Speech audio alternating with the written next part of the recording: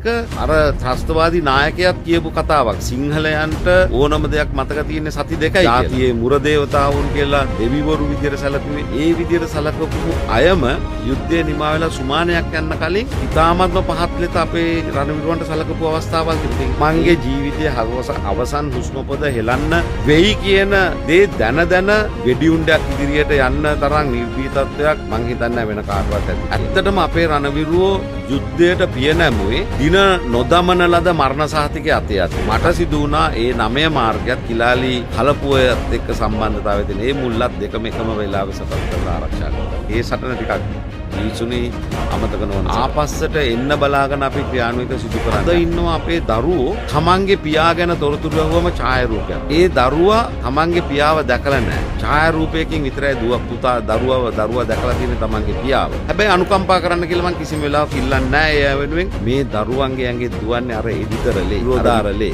ඒකින්ද මේ දරුවෝ ලේසියෙන් වැටෙන දරුවෝ නෙමෙයි. ඒගොල්ලෝ කවමදාවකවත් මේ රටෙන් අනුකම්පාවක් බලාපොරොත්තු වෙන අය නෙමෙයිදී. රණවිරුවන්ගේ ගරුත්වය කවදාවත් නැති වෙන්නේ නැහැ. අපි ජීවත් වෙන තාක්කල් අපි හුස්ම පොදක් හෙලන මොහොතක් පාසා උන්ට ඒ ගෞරවය අභිමානය